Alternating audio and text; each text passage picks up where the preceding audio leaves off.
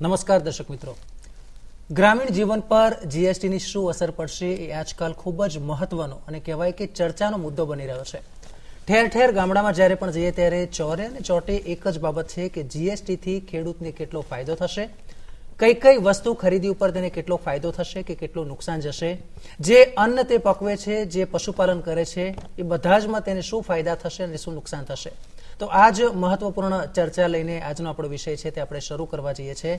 આ વિષયની જ્યારે આપણે વાત કરીએ છીએ ત્યારે વિષયના નિષ્ણાત આપણી સાથે ઉપસ્થિત છે તેવા મહેમાનો શ્રી અનુપ પ્રતાપસિંહ આઈઆરએસ આપણી સાથે છે. આપનું ખૂબ ખૂબ સ્વાગત છે સાહેબ, કે જેઓ આસિસ્ટન્ટ કમિશનર છે જીએસટીના, અને તેમની સાથે જ ઉપસ્થિત છે અનિલ કુમાર શ્રીધરન કે જેઓ સુપ્રિન્ટેન્ડન્ટ છે જીએસટીના. આપનું પણ ખૂબ ખૂબ સ્વાગત.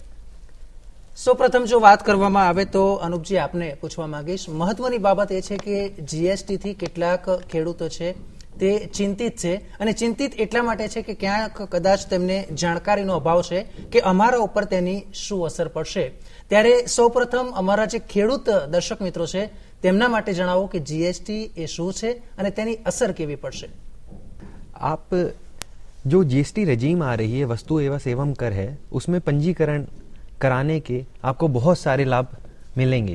जैसे आपको मैं बताना चाहूँगा कि why registration is important after all. If you are a supplier of goods and services, then government will be legally recognizing you. आपको कानून द्वारा मान्यता प्राप्त होगी कि आप इस वस्तु या इस सेवा के आपूर्तिकर्ता हैं. दूसरे, जैसे आप किसी उपभोक्ता से टैक्स कलेक्ट करते हैं, कर कलेक्ट करते हैं, वो आप तभी कर कलेक्ट कर पाएंगे यदि आपको कानून द्वारा मान्यता प्राप्त है. Only registered person can collect tax, non registered person can not collect tax. यदि आपने पंजीकरण नहीं कराया है तो आप अपने जो उपभोक्ता हैं, जिनको आप वस्तुएं प्रदान कर रहे हैं या जिनको आप सेवाएं दे रहे हैं, उनसे आप कर कलेक्ट नहीं कर पाएंगे. यदि आप ऐसा करते हैं तो वो इलीगल है. दूसरा, मैं ये कहना चाहूँगा कि यदि आप पंजीकरण करते हैं तो इसका मतलब है कि आप अपने जो अकाउंट्स है उसकी प्रॉपर अकाउंटिंग कर रहे हैं. तो जो भी आप फिनिश्ड गुड्स बना रहे हैं उनमें जो जो रॉ मटेरियल्स लगे हुए हैं उन पे जो आपने ऑलरेडी कर दे रखा है, जो निर्माण के पिछले चरणों में जो कर आपने दे रखा है, यदि आप पंजीकरण कराते हैं तो वो सारे कर, आप उन सारे करों का यूज जो जीएसटी आपकी लाइबिलिटी है उसको पे करने के लिए यूज उसको कर सकते हैं. तो इसलिए जो पंजीकरण की व्यवस्था है वो बहुत सरल व्यवस्था है, लेकिन पंजीकरण कराना बहुत ही अनिवार्य है. બિલકુલ, એટલે કહેવાય કે રજીસ્ટ્રેશન કરાવવું એ ખૂબ જ જરૂરી છે, એ ટેક્સ ભરવા પાત્ર હોય કે ના હોય. અનિલજી, આપની પાસે આવવા માંગીશ. એક મહત્વપૂર્ણ બાબત એ છે કે જ્યારે પણ જીએસટી નો મુદ્દો આવે છે ત્યારે ખેડૂતોને એક સવાલ એ પણ છે કે પહેલા જે ટેક્સના કર માળખા હતા તેમાં એક આપણે કહેવાય કે જડમૂળથી હવે ફેરફાર થવા જઈ રહ્યો છે. પહેલા વેટ લાગુ પડતો હતો મોટાભાગની ચીજ વસ્તુ ઉપર. કેન્દ્ર સરકાર દ્વારા જો વાત કરીએ તો સર્વિસ ટેક્સ લાગુ પડતો હતો, તો હવે તેની બદલે આ જીએસટી એટલે કે ગુડ્સ અને સર્વિસ ટેક્સ બંને ભેગું કરવામાં આવ્યું છે. તો જીએસટી જે લાવવામાં આવ્યું છે તેની પાછળનું શું કારણ? પહેલા આપણે કઈ વસ્તુઓ જે ખરીદીએ એના ઉપર પહેલા એક્સાઇઝ ડ્યુટી લાગે છે, જે કેન્દ્ર સરકારનો કર છે, અને એના પછી રાજ્ય સરકારની વેટ એ કર લાગતું હતું.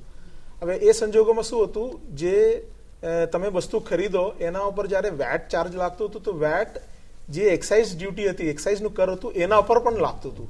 એટલે ટેક્સ ઉપર ટેક્સ પણ લાગતું હતું. જીએસટી નું નવું જે સંદેશ એ છે કે એક દેશ એક ટેક્સ. એટલે તમે જ્યારે એક વસ્તુ તમે ખરીદો છો તો એના ઉપર એક જ ટેક્સ, એટલે ટેક્સ ઉપર ટેક્સ થઈને જે ભાવનો વધારો થતો હતો એ નવા સંજોગોમાં નહીં થાય. એટલે તમે એક જ ટેક્સ કોઈ પણ રાજ્યમાં, ભારતના કોઈ પણ રાજ્યમાં હો, એક જ ટેક્સ અને એક જ દરથી એ ટેક્સ લાગવાનો છે. બિલકુલ, એટલે કહી શકાય કે જે વન નેશન વન ટેક્સની જે ફોર્મ્યુલા છે એનાથી કદાચ જે નિયમો છે તેમાં એક સરળીકરણ આવશે, અને સરકાર માટે આ જે ખાસ કરીને જ્યારે જુદા જુદા રાજ્યો વચ્ચેની આ જે પોલિસી હોય તેમાં પણ ઘણે અંશે કહેવાય કે રિફોર્મ લાવી શકાશે.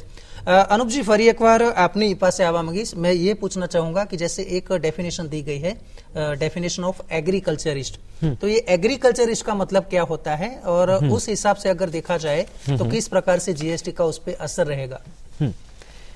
देखिए, जीएसटी का असर हम यदि कृषि जगत पे देखें, agriculture is the मेनस्टे of our economy. जो जीडीपी का 16% हिस्सा एग्रीकल्चर से आता है. हाँ. और भारत की आधे से ज्यादा आबादी सीधे कहीं ना कहीं सीधे तरीके से कृषि से जुड़ी हुई है।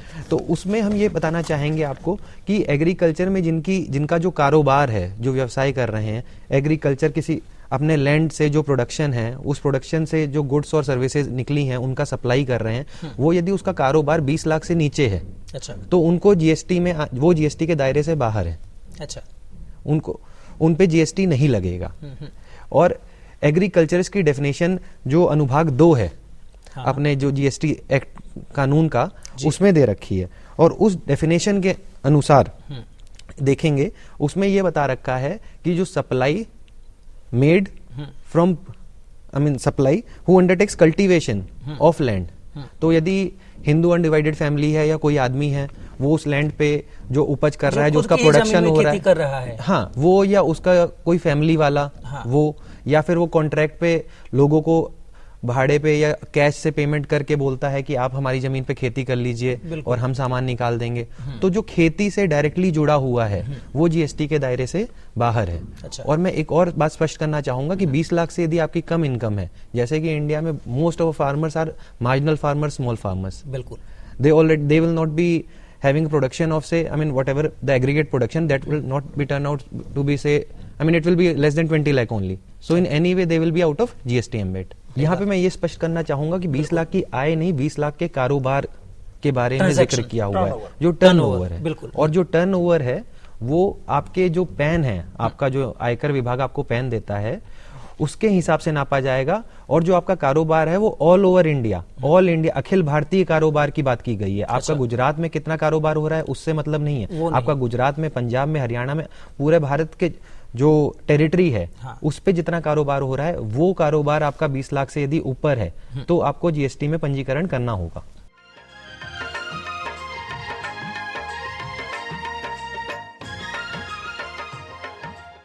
એક મહત્વપૂર્ણ સવાલ એ બી હે કે જબ બી ફાર્મર્સ की बात करते हैं, જ્યારે ખેડૂતોની વાત કરીએ છીએ ત્યારે એક ચીજ મહત્વની એ છે કે એ જોવામાં આવ્યું છે કે જ્યારે એને ટ્રેક્ટરની ખરીદી કરવાની હોય, જ્યારે એને બિયારણની ખરીદી કરવાની આવી હોય, તો આ પ્રકારની જ્યારે વસ્તુઓ તે પોતે ખરીદે છે તો તેમાં ખાસ કરીને જે જીએસટીના દર છે તો વેટના કરતા તેમાં કેટલો સુધારો જોવા મળે છે ને તેનાથી ખેડૂતોને કેટલો ફાયદો થશે?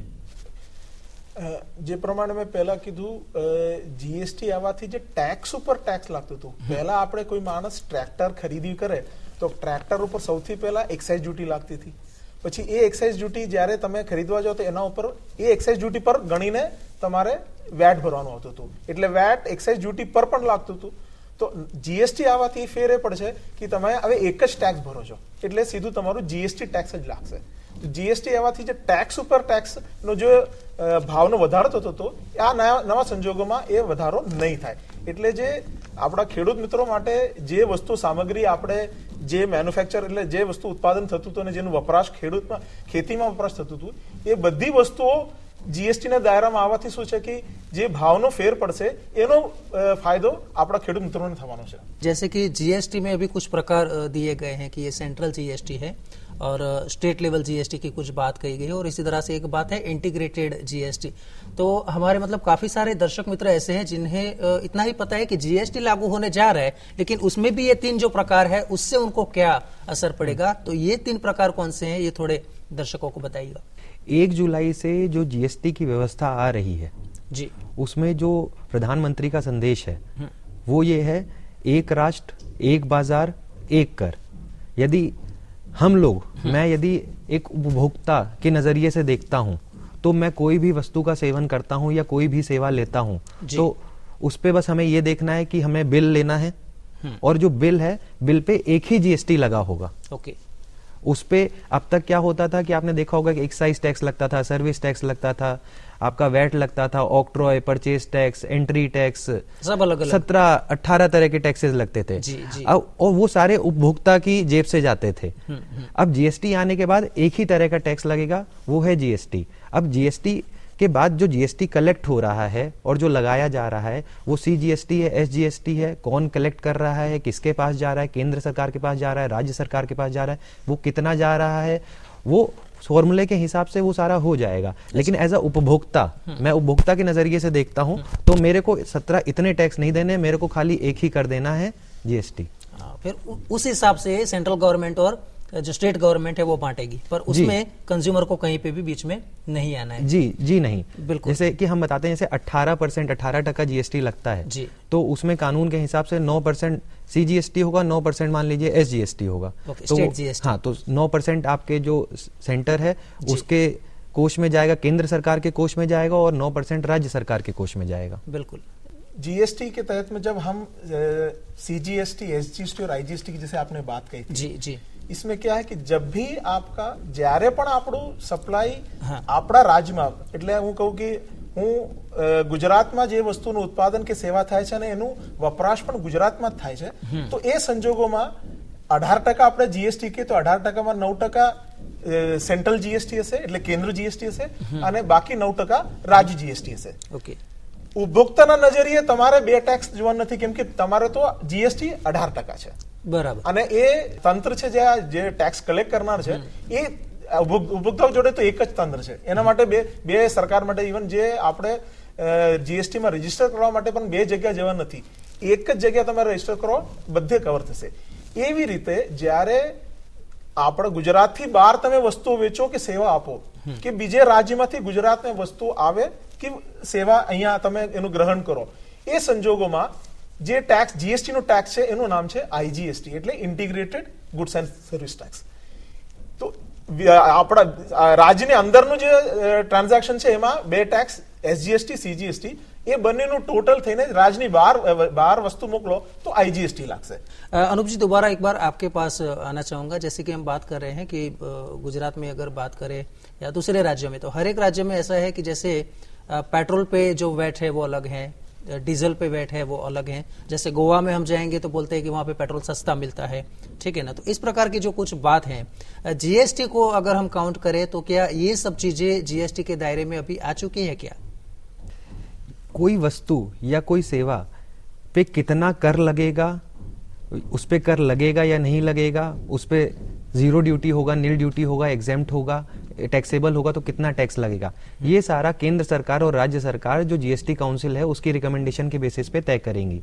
जो अभी 1 जुलाई से कानून प्रणाली जो व्यवस्था आ रही है उसमें जीएसटी काउंसिल ने ये डिसाइड किया है कि कुछ चीजें, जैसे कि जो आप बता रहे हैं पेट्रोलियम, जी, पेट्रोलियम प्रोडक्ट्स, उनको जीएसटी के दायरे से बाहर रखा गया है। तो जो अभी चल रहा है, जैसे उस पे सेंट्रल एक्साइज लगता है, आपका इंडियन ऑयल का कोई मैन्युफैक्चरिंग प्लांट हो गया तो उस पे एक्साइज लग रहा है, वहां पे आपका पेट्रोल पंप है तो उस पे राज्य सरकार के बहुत सारे टैक्सेस लग रहे हैं। तो वो प्रणाली अभी के वैसे ही रहेगी। पेट्रोलियम पदार्थों को जीएसटी के दायरे से बाहर रखा गया है, तो उसमें कुछ असर नहीं पड़ेगा। हाँ, जो है उसी हिसाब से रहेगा। हाँ, लेकिन ये प्रावधान है कि भविष्य में इनको दायरे के अंदर લાયા જા શકતા है। બિલકુલ અનિલજી, ફરી એકવાર આપની પાસે આવીશ। એક મહત્વની બાબત છે કે છેલ્લા કેટલાક સમયથી જોવામાં આવે છે કે દેશમાં જે રીતે કેન્સરનું પ્રમાણ વધી રહ્યું છે ને તેને લઈને સરકારનો એક પ્રયાસ એવો પણ છે કે તમાકુ જેવી જે ચીજ વસ્તુઓ છે, ગુટખા છે, પાન મસાલા છે, તેનો ઉપયોગ લોકો ઘટાડે।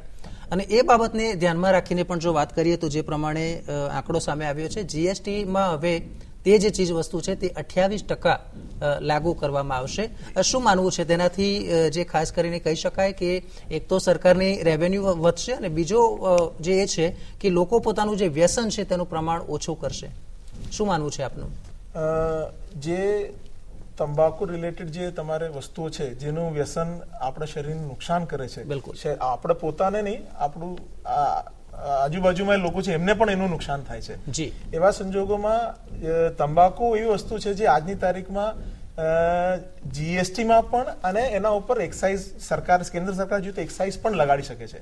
એક એ વસ્તુ છે જેના પર બંને સાથે જ લગાડી શકે છે। હાલમાં સરકારે તંબાકુ જેવા વસ્તુઓ ઉપર 28% એટલે જે હાઈએસ્ટ રેટ છે એ મૂકેલા છે, અને એ છતાં એના ઉપર બીજું સેસ પણ લગાડેલું છે। કારણ કેમ કે એક તો એ લોકો જે એનો ખર્ચો વધશે એ પ્રમાણે લોકોનું વ્યસનમાંથી કદાચ મુક્તિમાં એમને સહાયક થશે।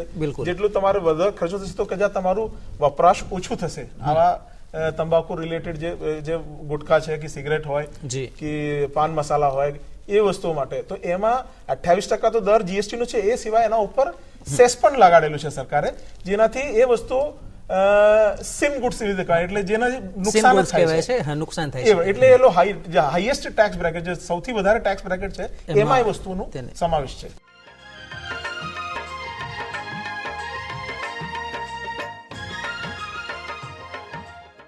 अनूप जी, आपसे पूछना चाहूंगा कि जैसे गांव में हम देखते हैं कि ज्यादातर जो लघु उद्योग हैं वो गांव में पले बड़े हैं।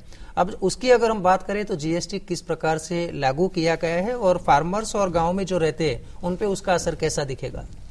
नहीं, जैसे हम कृषि जगत की बात करें तो किसान, मतलब हमारा ऐसा मानना है कि he not only cultivates, he is more interested in cottage industry, he is more upgrading from he wants to see agriculture as an industry. वो अपनी आय बढ़ाना चाहता है। बिल्कुल ठीक है। तो अब मैं उसमें आपको ये बताना चाहूंगा कि जीएसटी आने के बाद जो सबसे उस पर पॉजिटिव इम्पैक्ट पड़ेगा वो ये है कि जो उसकी प्रोड्यूस है उसका जो सही मूल्य है और समय पे सही मूल्य है वो मिलने में उसे आसानी रहेगी। जैसे कि हमारा आज गुजरात का जो किसान है वो दिल्ली की मंडी में कोई माल पहुंचाता है तो एक ट्रक जो अहमदाबाद से दिल्ली जाता है उसको जितना समय लगता था उसमें जो एग्रीकल्चर प्रोड्यूस थी उसका वेस्टेज हो जाता था। ये पेरिशेबल गुड्स हैं, ये वेस्ट हो जाते थे। अब कम समय लगेगा। जो बॉर्डर्स हैं उनमें चेक पोस्ट हैं, चेक पोस्ट पे कम टाइम लगेगा। जो एक राज्य से दूसरे राज्य पे जाते थे तो राजस्व के बहुत सारे बॉर्डर आते थे, तो वो अब बॉर्डर नहीं रहेंगे, तो ट्रक को वहां जाने में कम टाइम लगेगा। कम टाइम लगेगा तो माल वेस्ट भी कम होगा, तो उसे सही टाइम पे उसका समय सर ग्राहक के पास वो माल जाएगा तो उसको बिक्री भी ठीक से होगी। हाँ, सही समय पे जाएगा, खराब नहीं होगा। हाँ। तो जो बेनिफिट है उसका फार्मर्स को भी होगा और कंज्यूमर्स को भी होगा, दोनों को होगा।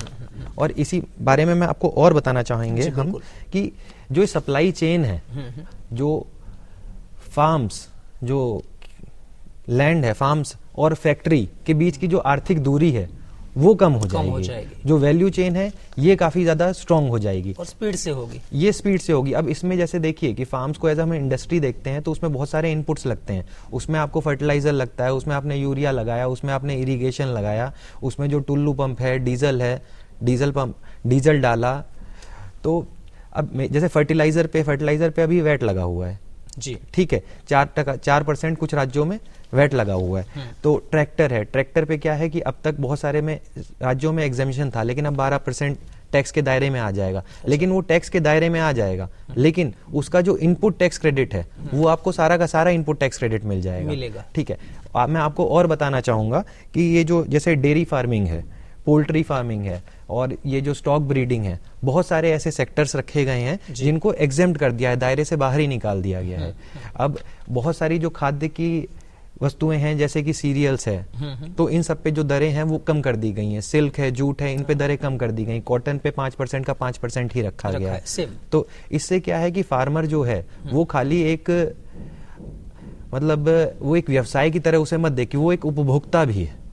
तो वो उपभोक्ता है, तो उस नजरिए से जीएसटी का उस पर क्या इम्पैक्ट पड़ेगा। महंगाई बढ़ेगी तो भी तो फार्मर पे उसका असर हम उसका आकलन करना पड़ेगा, तो उस दायरे से भी हमें देखना पड़ेगा।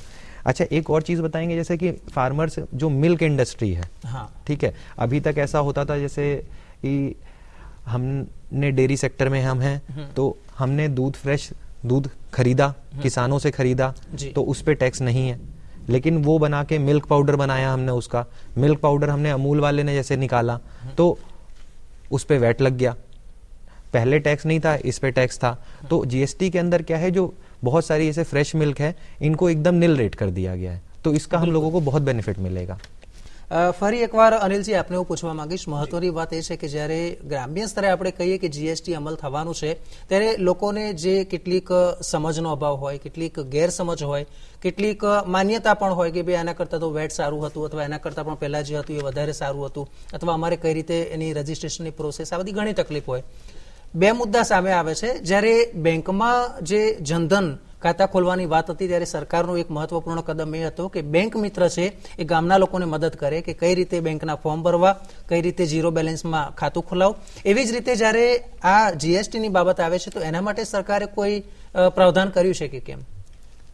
જી, જીએસટીના તંત્રમાં જ્યારે તમારે જીએસટી રિલેટેડ જે જીએસટી સંજોગમાં જે કંઈ તમારે કામકાજ પડશે એ સરકારે ટોટલ ઓનલાઈન કરી છે, સેવા છે, બધી ઓનલાઈન સેવાઓ છે। ઓનલાઈન સેવા એટલે તમારે પંજીકરણ રજીસ્ટ્રેશન માટે તમારે જે ફોર્મ ભરવાના છે એ બધા ઓનલાઈન છે। એમાં તમે જે જીએસટી નું એક એની વેબસાઇટ છે www.gst.gov.in।